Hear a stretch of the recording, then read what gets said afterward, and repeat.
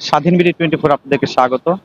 আশুলিয়া থেকে আপনার সাথে যুক্ত আছি আমি ফরহাদ হোসেন। আমরা এখন রয়েছি আশুলিয়ার ইপিজেড অঞ্চলে। আপনারা জানেন ইতোমধ্যেই আশুলিয়ার ইপিজেড অঞ্চল কিন্তু উত্তাল, কেননা ইপিজেডের যে শ্রমিকরা রয়েছে তারা কিন্তু রোড অবরোধ করে, মূলত রোড অবরোধ করে রাস্তা অবরোধের মাধ্যমে কিন্তু তারা তাদের যে দাবি সেই দাবি আদায়ের জন্য কিন্তু রোড অবরোধ করেছে। মূলত লিলি ফ্যাশন এবং লিলি অ্যাপারেলস যে শ্রমিকরা রয়েছে তারা, আমি যদি আপনি একটু দেখানোর চেষ্টা করি, মূলত 4 বছর আগে কিন্তু এই ফ্যাক্টরি বন্ধ হয়ে গেছে। বন্ধ হওয়ার পরেও কিন্তু তাদের যে বকেয়া বেতন রয়েছিল সেই বেতনের দাবিতে কিন্তু তারা আসলে মূলত রাস্তায় নেমেছে। আমরা যতটুকু জানতে পেরেছি তাদেরকে কর্তৃপক্ষ কয়েকবার কিন্তু মূলত তাদেরকে কয়েকবার নোটিশ দিয়েছে যে তাদের বকেয়া যে বেতন রয়েছে সেগুলো পরিশোধ করা হবে, কিন্তু তারপরও তাদের সেই বেতন কিন্তু পরিশোধ করা হচ্ছে না, যার প্রেক্ষিতে কিন্তু গতকাল থেকে তারা কিন্তু আন্দোলনে নেমেছে। আমরা জানতে পেরেছি তারা যতক্ষণ পর্যন্ত তাদের আন্দোলন আসলে চলবে ততক্ষণ পর্যন্ত, যতক্ষণ পর্যন্ত তাদের এই দাবি দাবা বা তাদের বকেয়া বেতন পরিশোধ করা না হবে। আমি যদি আপনাদের একটু দেখানোর চেষ্টা করি, আমার সামনে আপনারা দেখতে পাচ্ছেন তারা কিন্তু ইপিজেডের যে মূল ফটক সেই ফটকের সামনে কিন্তু রয়েছে, এবং সেই কারণে মূলত এই চন্দ্রা থেকে নবীনগর যে রোডটা রয়েছে সেই রোডটি কিন্তু মহাসড়কটি কিন্তু অবরোধ করে রেখেছে তারা 2 দিন যাবত।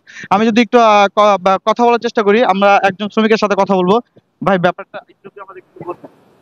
আজ রেলওয়ে স্টেশনে আমরা চাকরি করছি 12-13 বছর, 20 বছর, 22 বছর করে। আমাদের ফ্যাক্টরি বন্ধ 4 বছর, 4.5 বছর আগে বন্ধ হয়ে গেছে। লেনির মালিক বলছে যে ব্যবসার কাছে হ্যান্ড ওভার করে দিছে, যে ব্যবসা বেচা আমাদের টাকা দেবে।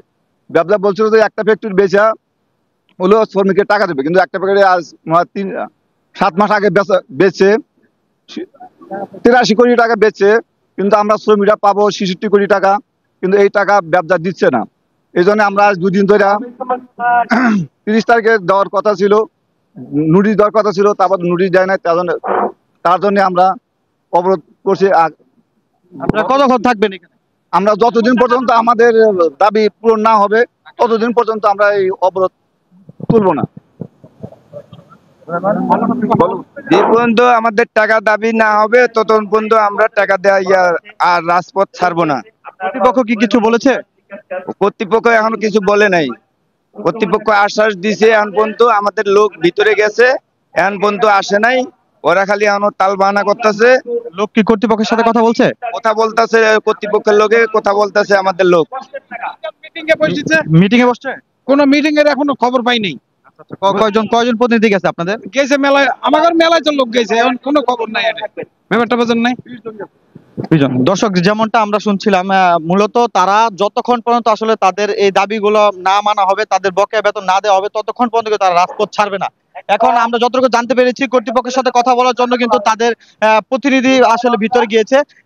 তাদের সাথে কথা বলে আসলে বাকিটা জানা যাবে কি হচ্ছে না হচ্ছে। এই ছিল সর্বশেষ আমার কাছে। ইপিজেড থেকে আপনার সাথে যুক্ত ছিলাম আমি ফরহাদ হোসেন, স্বাধীন বি 24, আশুলিয়া, ঢাকা।